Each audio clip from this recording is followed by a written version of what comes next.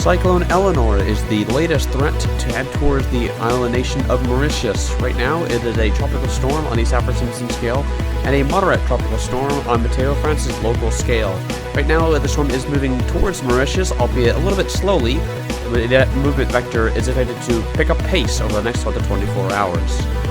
Right now, it's got winds of 60 miles per hour, that's 95 kilometers per hour in 1 minute sustained winds, and a pressure of 994 millibars. Movement vector right now is estimated to be southeastwards at 7 miles per hour, 11 kilometers per hour. That's a little bit uncertain in terms of direction. It could be due south at this point. We'll have to wait and see on what impact the storm has in Mauritius.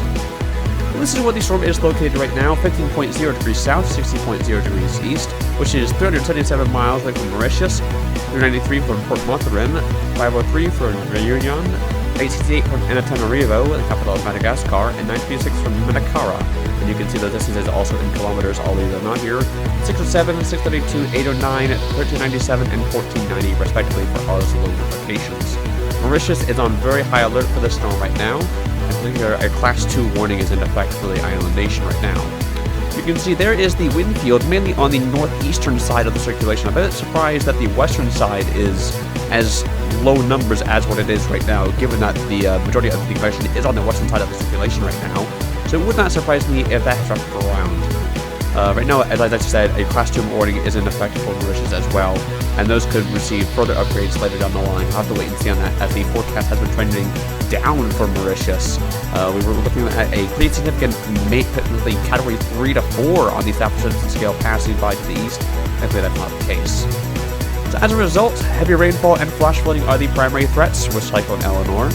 We're looking up to 300 millimeters of rainfall possible on Mauritius. That could be a little bit high, actually. So maybe a little bit lower than that on nearby Reunion as well. The rainfall threat, thankfully, is much less. Maybe 50 millimeters tops possible on the island nation. Both, I should say. And of course, as these are islands, due to the mountainous nature of them, any amount of heavy rainfall could lead to an increased risk of landslides and flash flooding, which could lead to some additional threats alongside with that heavy rainfall threat. So I imagine that this storm will be just a minor nuisance for both of these island nations. Overall, this is a pretty standard thing for these guys down here. So this is the track forecast for the storm right now. You can see there it is moving off towards the southeast, intensifying very slowly initially, but then the wind shear lets up and then it decides to intensify just a little bit, briefly peaking as a Category 1 on the Saffir-Simpson scale. Could be a little bit weaker than that, could be a little bit stronger than that, as usually medium confidence, and then very quickly weakening afterwards, and as we head into the weekend, the storm could live a little bit longer than what is shown here, but in general, we are expecting the storm to rapidly weaken after Mauritius, thankfully. So this is what the Joint Typhoon Warning Center's track forecast. That's pretty much an exact representation of what we are forecasting at the moment. Pretty standard slow intensification trend as it passes just thankfully to the east of Mauritius, and then rapid weakening afterwards. A bit of a question mark how strong winds get on Mauritius, but at the moment it looks like they might gust to tropical storm force at maximum. Sustained winds of tropical storm force winds don't appear to be too likely at this point on Mauritius, although that situation could change.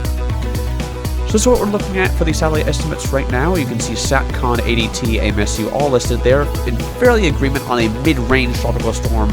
We decided to go right in the middle of that ballpark, around 60 miles per hour.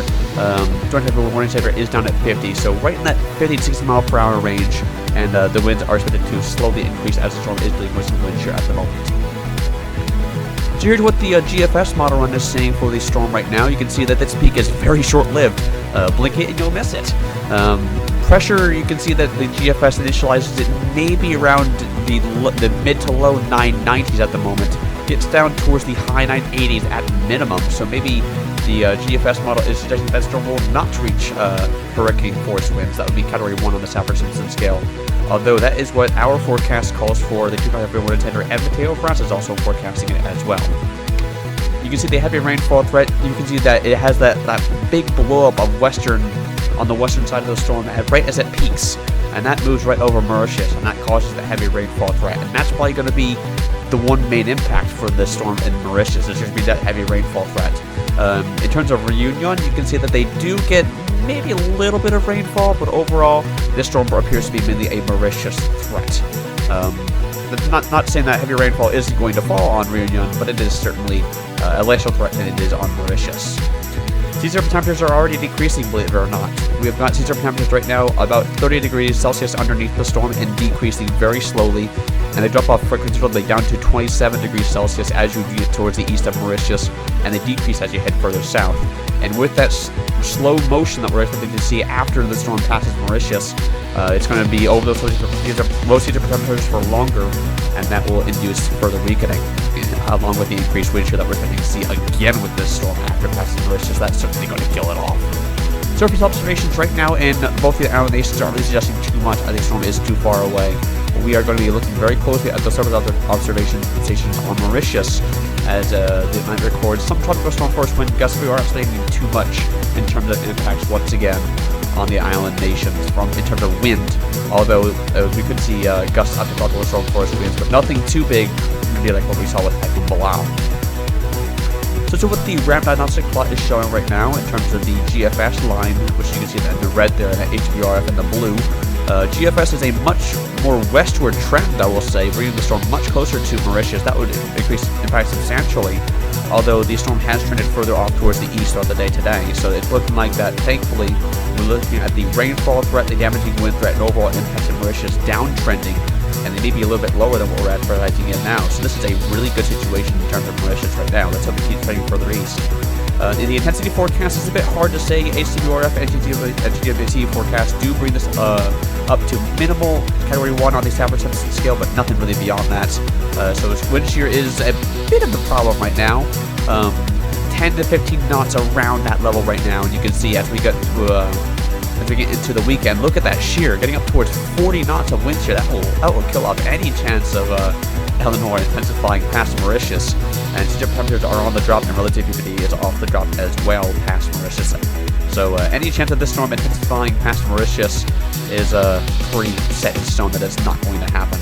Although it does have a fair shot of getting towards Category 1 status on the San Francisco scale. How fun does it get?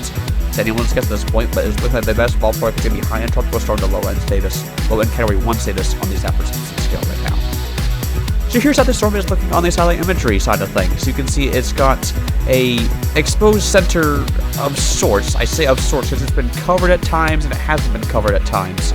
It's really a question mark of if it's covered right now or not, but you can see cold cloud top on the western side of the circulation right now, producing probably very heavy amounts of heavy rainfall, and you can see those outer bands are maybe already starting to affect Mauritius and Reunion, as well as maybe Port Mathurin down there towards the southeast part of the storm. So they're already seeing some sort of impact, maybe in terms of like maybe brief squally weather, heavy rainfall, maybe some brief gusty winds as well. So this storm is already making its presence known on those two island stations as it continues to push off towards the furthest south here. It is intensifying right now. It is dealing with some wind shear and dry air, but those situations are intended to mitigate over the next 12 to 24 hours, and the storm is intended to slowly intensify and reach Category 1 status on the San Francisco scale by the weekend. If you are in Mauritius, prepare for the storm now in case the impacts do grow substantially worse. There is always that chance, and we'll have further updates on this storm as it pushes off towards the south over the next few days. And if you are in Mauritius, please stay tuned to your local meteorological office down there for further updates. I know a Class 2 warning is in effect there. And we'll have further updates on this storm as it pushes off towards the south. Thankfully, let's hope that this storm turns out to be a really good pass east to the Mauritius. And thankfully, we'll hope to see that come to fruition.